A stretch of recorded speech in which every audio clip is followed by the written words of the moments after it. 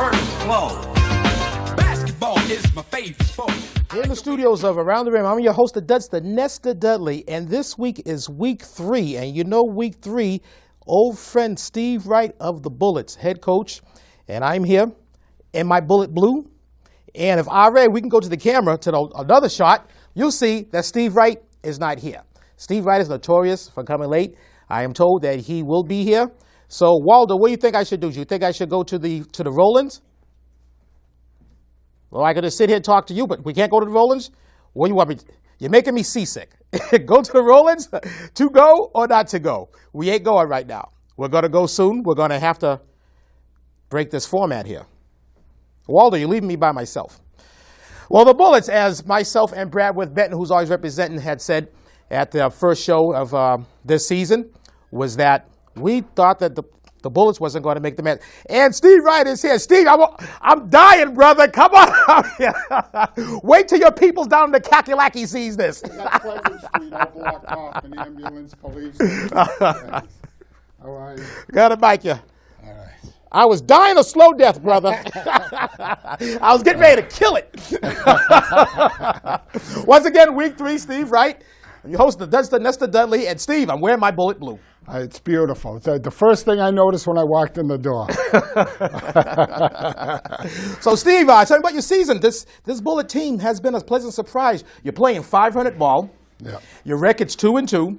And I know that you watch, and Waldo's telling me that you're here now. Thanks, Waldo, you're the man. And I know that you watch ATR on the web, atrlive.com. Oh, definitely. Yeah, so you know that myself and Brad with Benton put the Bullets on the floor. No disrespect, we put the Bullets on the floor. I saw that. But, you know, it's understandable. It's understandable. The kids are playing better than I thought they would because we are a young team. You know, so. And you went young in the draft. Yeah, I went young. My best player didn't come back, and so I decided to go young again. Mm-hmm. And I have to tell you something. I don't mean to cut you off, but a credit to you and a credit to this program, but more so a credit to you that your best player was Corey Spencer, and now he's playing on his high school basketball team, Arlington Catholic. Yes, yeah, and he was also the starting quarterback as a junior for Arlington Catholic. Had a great season, mm-hmm. So I'm proud of him, and I, wish him all the luck in the world. So, it was nice to coach him for 1 year anyways. Mm-hmm. Would have liked him for 3. It was nice to coach him for 1. But, so I had to go young. I went, my first 3 picks were all sophomores. Mm-hmm. So, and they're playing very well. I got a lot to learn, but I just want to go down your roster. Sure. Jeremy McCormick, he's a 3-year man. Jonathan Contreras, Joseph Redford, Suna Chamsonine, Elins Joseph, Jonathan Diaz, Leonard Michelle, Sammy Fan, we're going to call him Double S, I'm going to mess up his name, Shakara Sexmiant. Shaq, we'll call him Shaq. Zico Bonet, Jerome Dean, who is the younger kinfolk of Jimmy Dean. Yes. And Stephen Eschrook. Eschrock. And Jonathan Tongson, or something close to that. Tiongson. Yes, that's why. Close enough. That's why I let Brad do these things. That's why I just call them, hey, we got practice. I don't say names. But yeah, we got a lot of sophomores, a lot of juniors, and they're still playing disorganized. They're still playing street ball. They're learning, but they got a long way to go. You know what, Steve? You're notorious for coming up here and downplaying your team, saying that how you're never satisfied. I mean, I remember when you went through the Camelot years with Kernerney and all the guys. You wasn't satisfied. You are a dynasty. 2 championships in 3 years make you one dynasty. And when you came up here, you wasn't satisfied. And what does it take to make you sad? I mean, this team is playing 500 ball. There's 4 teams under them that ain't playing 500 ball. Oh, yeah, no, I Paul said... Conrad wishy he has your problem. So does a Magic and Beanie. No, I said I'm happy. I'm happy with... I didn't expect to be... I really expected to be 0-4. I mean, I would never tell them that, but, I was expecting... But they are playing... I mean, there's talent on that floor. Mm-hmm. I just mean they haven't come together yet, and there's still a lot of kids there that don't know how to play organized ball yet, but they play street ball. Where before, the team was just raw, but they were, they played organized ball before. Some of these kids haven't played organized ball. So I think it's just getting them together and teaching them a lot more. I have to go over the basics a lot more than before. So I think me and the coaching staff, we get away. But I'm thrilled with 2-2. I mean, in respect, we could be 3-1 by a matter of a couple back. We could be 3-1. Yeah. And I'm kind of glad we're 2-2 because I wouldn't want to be 3-1 because then they think they're better than they are. Mm-hmm. And, so I'm glad about that. So, Beanie Amos wanted me to ask you a question. Okay. 4 out of the last 5 years, the Lakers and Bullets have faced each other opening weekend. He wants to know: are you in cahoots with whoever makes the schedule? He's still trying to find out who makes the schedule. Yeah, he's very dissatisfied with that. And he actually liked going into the season this year. He told me, I got 4 weeks to prepare for Steve Wright. Oh, I could do this. It didn't happen, Steve. Well, if I was friends with the schedule maker, I would have had the Lakers first, then the Kings, and then the Lakers the next weekend. So, I don't know. Then you would have been 4-0, and then your team would have thought they were better than what they were. And I don't play the Kings till the last 2 games of the year. So, there you go. I play you twice before I even play the Kings once. Yeah, and it's just, and my team isn't even on the schedule because I don't even have a team. But I just, it just goes to the thing that, you play me, you play Waldo, you play anybody before you play the Kings later on the schedule. But Steve, you hear it. You're caught up in the MNBL web. Oh, not again. Help! And what this segment is, y'all, is that I have up to 3 minutes to talk to my guest about it. In this case, it's Steve Wright. And my questions it may or may not have to do with the Malden Neighborhood Basketball League. So, Steve, you have some good news to share again. It was just a year ago you had some good news to share. Share your good news again, Steve. Well, I'm having another son. Congratulations. Oh, you peaked.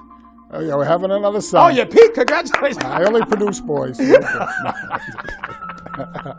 But yeah, I'm having another son February 25th. Just found out the date. Oh, that's during the season. Yeah, during the season. So, but it's on a Monday. I made sure it wasn't weekend. Well, these things very rarely happen when they're supposed to happen. I mean, if you remember a few seasons ago, we had the 1 hour All Madness special, and Bernardo Stroud was up here, and he had a lead because was delivering their daughter. What you say, the 25th? February 25th. Yeah. Okay, the 23rd, you're playing the Sixers the first game, and the 24th, you're playing the Pistons. Oh, good. The last game. That call can happen at any time during that. Yeah, well, it's going to be a planned thing, so it's definitely going to be the 25th, unless something happens. But you never know with the Lord, anything can happen. But do you have a name picked out? No, we've been thinking about several, but not yet. Waldo said Bradworth was good. Yeah, that's a good name, but there's only one Bradworth. You can't name it. There's only one. I wouldn't want to ruin that. But no, we're going over some names. We're talking about Logan or Carter or, different names. Or Beanie, because he's a good friend of mine. I haven't decided which way I'm going to go. Beating Beanie all those years, at the very least you could do his name. Coach Steve Wright, you are officially out of the web. That wasn't too bad. Not too bad at all. As I said before, last year's show, it's like, Steve, you've been up here. This is the 16th season of Around the Rim. Wow. You're up here. You've been up here 17 times because the first year you were up here weeks 3 and 4, and that's just when it's your regular slot. You've been up here multiple times when it was the 1 hour All Madness special. What else is there to ask you? I know, you kind of run out of things, huh? But I do want to say one thing. I want to say something out there that we want to know what happened to the Grossi Girls. I haven't seen them all season. I haven't heard from them. We miss you. The Bullets miss you. We wish you would come out to our games. I know you watch Around the Rim because they never miss Around the Rim, right? There has been a Grossi Girls, not sighting, but a Grossi Girl hearing from. The Grossi Girls did email Bradworth Benton. Oh, good. And what did they say? They said, where the hell's Steve Wright? Where's our and where's our invite? They know. They watch Around the Rim. They know the schedule better than I do. I have to look to see who I'm playing this weekend. So we miss you. We hope you come out. I'll be happy to mail you a schedule or email you a schedule, but we do miss you, and I just wanted to share that with the Grossis. In all fairness, the first meeting and the first weekend of the Lakers and Bullets, the Grossi Girls were unaware because in that time slot we had shown a repeat of last year's championship show. So in all fairness to the Grossi Girls, they didn't know because they never missed a Bulls-Laker game. Oh, that's why we're a week later. Yes. Oh, okay. Yes. Well, So things happen. so this is week 3 live, but this is week 4 in the slot. But it doesn't matter because I said in the first year you were here week 3 and 4 anyway. So we that's just right. It kept that. doesn't matter. I can't remember. 3, 4, 5, whatever you need me. So, they know now. We just got a emergency notice. Yeah, from Waldo. Waldo's the man. Waldo's the best man. So Waldo's the best man in the know. business. I'm going to have to increase his pay. Waldo, your salary is doubled. So, Steve, coming into this weekend, Steve, you have, I believe you have 2 games this weekend. Saturday, you have the Hawks. And Sunday, you have the Celtics. And Bernardo Stroud, head coach of the Hawks, was up here last week. And for his segment, I showed the flashback segment. I showed how they had lost to the Kings 2 seasons ago by 1 point to advance the dance to face you. And he obviously wanted to win that game. He thought that he could put in a better showing than the Kings did at that time. But he did acknowledge that he just can't beat the Bullets. Yeah, well, it goes with the Lakers' history, I guess. No, it's just, it's going to happen. Mm-hmm. It's just a matter of time. It just happened that, the 1 year that we faced each other in the championship is if they made half their free throws, they would have killed us. Mm-hmm. Just half. Yeah. So things happen. Different teams. I don't know how many teams the first round of the playoffs, I'd blow them out, and then the second game, I'd get blown out. So, you just don't know. With kids, you just don't know how they're going to react to pressure situations and stuff. And it's not necessarily just the coaches. Sometimes it's the kids, You can't see off camera, but Waldo's in the back. Waldo's very animated, Steve. He's saying that the Bullets are paid off the refs. So, there's no truth in the matter that you're greasing the palms, are you? The referee's palms. Well, look at that one, the first year I won the championship, I was thrown out the last game of the season. I couldn't even coach in the playoffs, first round of the playoffs. So I've had too many technicals. I doubt I'm paying off the refs. With this Hawks team coming up this weekend, Steve, Saturday, you have Generazio, reading off the Hawks rosters, obviously, Morose, Israel, Aguas, Aurelis, Kyle, Naylor, Baptiste, Borgella, McMillan. That squad, Steve, is 3-1. 4-1, excuse me. That squad's 4-1. 4-1. Sitting in second place. Wow. And that was who? The Hawks? The Hawks. Wow. That's who you got Saturday. I thought they lost a lot of guys. What happened to... I didn't expect them to be 4. Well, I didn't expect to be 2-2. I don't know. I haven't seen many games because I haven't been able to stay, and I know my coaches have though. Mm-hmm. But and I hate that because I haven't been able. Yeah, because I haven't been able. Could that change your mindset now going into Saturday? Is this team better than what you thought? Certainly you didn't think that they were 4-1. So no, I didn't think they were 4-1. I like I said, I haven't seen them, so I'm glad for them. I'm glad for Bernardo and them that they're 4-1. I wish them all the luck because I know they've had.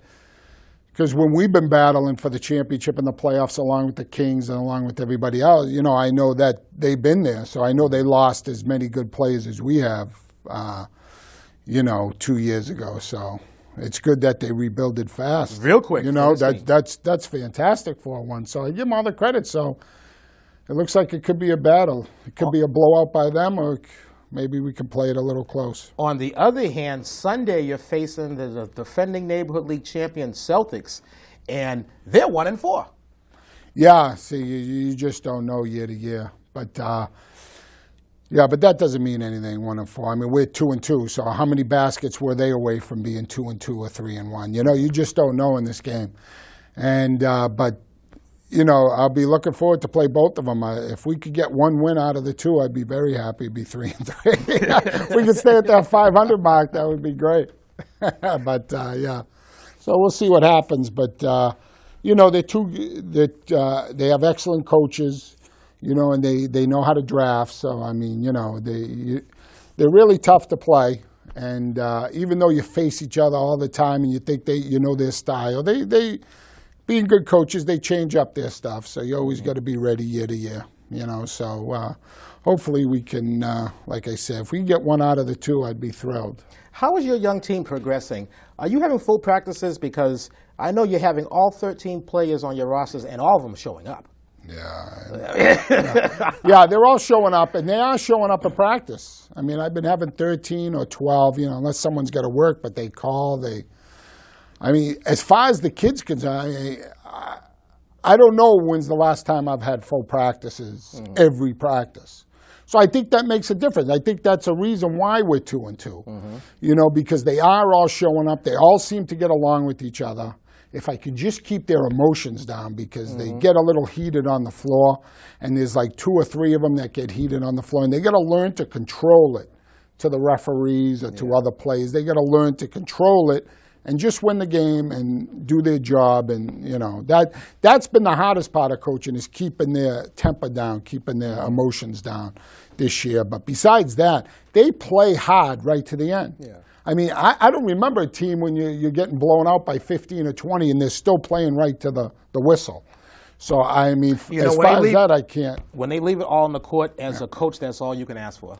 That's all. I mean, when we played the Pistons, he says, wow, your guys hustle right to the end. He says, I wish I had that. He says, no matter what it was, I said, I know, I can't ask for more than that. I mean, they're coming off sweating, tired. I mean, they are leaving on the floor, and that's a thing I haven't had. So that's nice to see. Waldo wants me to ask, speaking of tempers, where is Contreras? Well, Contreras is working a lot. He can't get off Sundays, and he's having a problem. He gave his boss the schedule finally, and I don't think Saturday's going to be a problem, but Sunday's going to be a problem. And then he did have a little problem. He got a little heated, said some words to me that I wasn't happy about, but that's in-house. But he's doing fine. We had a long talk. He's doing good, but he is still on the team. Everything's going good. I really need him on the floor. Not being here, it hurts because he's a veteran. Yeah. And we don't have many veterans, so you want those veterans to be teaching the younger kids also on the floor, because I can only yell so much. So, and especially during a game, they have to lead those guys out there, because you can't hear anything in that gym. Yeah. Me yelling across, they don't hear me. Now, Steve, in this league, as you know, that the players play a minimum of 6 minutes. I'm wondering, what are the challenges of having 13 players and dividing it 6 minutes apiece and still trying to make all the players happy? Yeah. Naturally, some players are going to play more than others, right. But that has to be challenging. Yeah, well, what's really challenging is when 13 and you're facing a team of 7. They just happen to have 7 that day, because we have the most, I think. I don't think anybody else has 13. I think that there was a few teams. I think all 8 teams started the season with 13, but I think your team is the only one that still has the 13. I think the Pistons might have 12. Yeah, even in the old days, that's how it was. I don't know why. I mean, it's a good caliber kids, I guess, and they love to play. So that's a plus on our cap. But getting 13, minutes and trying to keep everybody happy, that's not an easy thing. But to be honest with you, I haven't had any complaints. I haven't had any whining on the bench as far as that's concerned. So that's another. They all get along with each other, and I can't ask for better than that, which is a good thing. So 2-2, you got a on paper tough game Saturday, and you could have a pretty fairly simple game Sunday. I'm told by Waldo the Sixers have 12 and the Kings have 11. So you're the only team. Pistons have 8. So you're the only team with 13 players. Yeah, and that's not easy. It's kind of not fair. It's not fair when I have 13 and I'm playing against, when you have 7 kids and you only need to get 6 minutes, and you got 13 who need at least 6 minutes, and I always like to try to play them more than that, but sometimes you can't. That's not easy. Yeah. I mean, that's almost like 3 lines. Yeah. It's like hockey. I get 3 lines. I got to get in there, and it's not easy, and especially when you got 6 minutes of running time and 4 minutes of stop time. 6 minutes of running time. That's tough. It's tough, and if by some chance that they get so much better and make the playoffs, I mean, that's going to be a thorn in our side for the playoffs. 13 guys playing, so hopefully we'll go to the sliding scale for that. The last time that happened in postseason play was in 2001 when the Pistons had 13. And they lost to the Kings. Yeah, I mean, it makes a big difference when you have 13, and I wouldn't trade any of them. I mean, I don't want to trade anyone. I mean, I'm glad I have 13, and I'm glad these kids. That's what the program's about. You know, as many teams as as many. And kids we're certainly want to not play. saying that this is a bad thing. I don't want to try to give that vibe out there. I was just asking a question that what type of challenges, because I know, like I said, Steve Wright's been up here for so many years. I know there's one question I haven't asked you. Because it doesn't happen that often. You have 13 on your roster. No, it's very rare. I can't remember the last time we had 13. I remember the last time we had 12, but 13 was probably quite a few years ago we had. And so it's been a while, but yeah, it makes it difficult, but sometimes it's a good thing, especially when you got good kids, you know. So it's not so bad. So, but we'll keep working on it, and see if we can get players during some games that didn't get as much time the last time, get them a few more minutes, you know. So that's all we can do. Waldo, it's feeling like it's that time, but what's going on? Okay. Oh, So next Saturday, MBL food run at. Oh, okay. It's the annual coaches get together. oh, beautiful, and that's at where? Jen? At Where's Jen. Let me see. Right here. Oh, no, look. All right. Well, it's time for the. It's time for our rolling. So. All right. All right. When you ready? Maybe food Fade to black. When you ready? All right. Yep. Let's do it, brother. Week of January 12th. First game, Sixers, Hawks. Lodomus with the theft and the burial scores it. Brandon Naylor at the line where everything is free. Everson Blanc on the down low. Jace Kyle outside stroking. Kyle tells Ribeiro, get that stank outie. Escobar with the accidental offense. Look at Dave Israel. Ribeiro beyond the arc where everything is three. After recess, Douglas to the rack. Ribeiro cuts the Crayola. Ricky Douglas, he blows the bunny. Gio Saris taking it to length. Morose with the baseline boogie. McMillan swats Osiris, and that just makes Banako happy. Banako Stroud very happy. Israel with the stickman stroke. Osiris with the tough one. And Ribeiro, he's a rumbling. He's a bumbling. He's a stumbling. Score it. Sixers over the Hawks, 46-41. Morose high man for the Sox, 12 points. Eric Ribeiro led all. Scores at 16 points. The Hawks dropped to 3-1. The Sixers improved to 4-0. Next game, Sonics Lakers. Sonics 42, Lakers 33. John Jean high man for the Lakers, 10 points. Richardson led all. Scores at 14 points. The Lakers dropped to 0-3. The Sonics improved to a 4-0. Next game, Pistons Bullets. Dean tells Bailey, not today, son. And Jerome Dean goes coast to coast. He left Malibu Beach. He ended up in Revere Beach. Touchdown. Fan with the deep double. Joseph takes it to the rack. Elan's Joseph Jagan. Bill and Daniel beyond the arc where everything is three. Sammy Fan is the man. Dean goes coast to coast. He left the Pacific. He ended up in the Atlantic. Touchdown. The next set, Marcus Bailey with the J. And look at this Bullets teamwork, baby. Dean with the reverse lay-in. The Bullets defeated the Pistons, score of 53-44. High man for the Pistons, Washington 21 points. Dean with the match 21 points. The Pistons dropped to 0-4 and the Bullets improved to 2-2. Next game, Kings Pistons. Pistons 50, Kings 44. High man for the Kings, Ross, 10 points. Bailey led all scores at 17 points. The Kings drop to 2-3, and the Pistons improved to 1-4. Hawks, Sonics. Hawks 2 points better than Sonics, 52-50. Richardson, high man for the Sonics, 16 points. Borgell led all scores. Richardson led all scores, 16 points. They're all knotted up. Both teams are 4-1. Lakers, Celtics. Chabre on the move. And Chabre with the long distance rebound. And this Lake show is looking nice, but Fortier blows the money.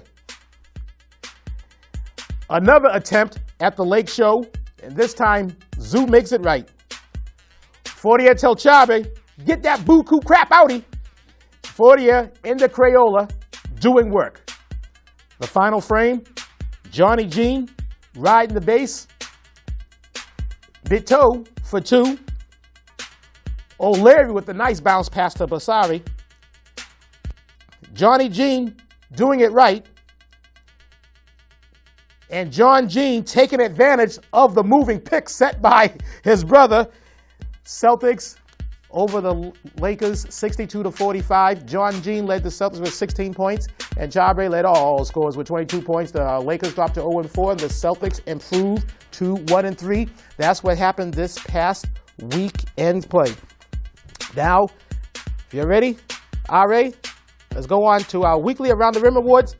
So let's kick it and let's kill Planet Rock. Player of the Week, Justin Richardson of the Sonics. Coach of the Week goes to Cliff Williams of the Sixers. Team of the Week, we're staying here with the Sixers. They're the last unbeaten team here. Matter of fact, if you go to the website, atrlive.com, it used to be atrlive.blogspot.com, atrlive.com, the poll question this week is, will the Sixers have a perfect January? And Waldo, why not plug that website every chance I get? And Woo of the Week goes to Charles Washington of the Pistons. Career high 21 points. And he is not leading the Dirty Dozen. He's on the Dirty Dozen, but he's not leading the Dirty Dozen. Charles Washington, this woo is for you. Woo! Now on to the official standings. Once more, I don't care who you talk to or what you read. If it doesn't match this, it just ain't official. Sixers on top of the land right now, 4-0, followed by the Hawks and the Sonics. They're both knotted at 4-1, but the Hawks beat the Sonics. We just saw the score, followed by the Bullets in the 4 slot, 2-2. Easy for me to say, Steve, right? Kings drop down to the 5th slot, 2-3, followed by the defending neighborhood league champs, the Celtics, Pistons, and Lakers bringing up the rear. Next week's games? Actually, that's a Dirty Dozen. Johnny Jean is on top. Bill Gill's on the bottom. I think we'll run out of time. Next week, Saturday's game. First game, Sixers, Celtics, Hawks, Bullets, Lakers, Pistons. And that third game, this could be very interesting. Sunday's play. Lakers, Sixers, Celtics, Bullets, Kings, Sonics. It's a family affair, that third game. Keep it moving, RA. Around the Rim, these are the times when we're on. Next screen. When to watch them. Tuesday through Thursday. The game of the week, Friday, Saturday, Sunday. Game of the week this week is Hawks, Pistons. I'm on the giddy up, Waldo. Where to read them? Every week in the All Evening News. And if you're too cheap to spend the 50 cents, that's why, Steve, I did say 50 cents. You can read about it, MNBL19.tripod.com, or you can go to the official online home of Around the Rim, atrlive.com. Steve Wright is right. Very good. I didn't think you'd get it all in, but you did. I was rumbling, I was bumbling, and I was stumbling during that anyway. But thanks again for coming, Steve. And until next time, I just want to say buenas noches, hooches, cooches. I came in peace. I leave with love. This is for the red, the black, and the green, and I'll be seeing you at the games.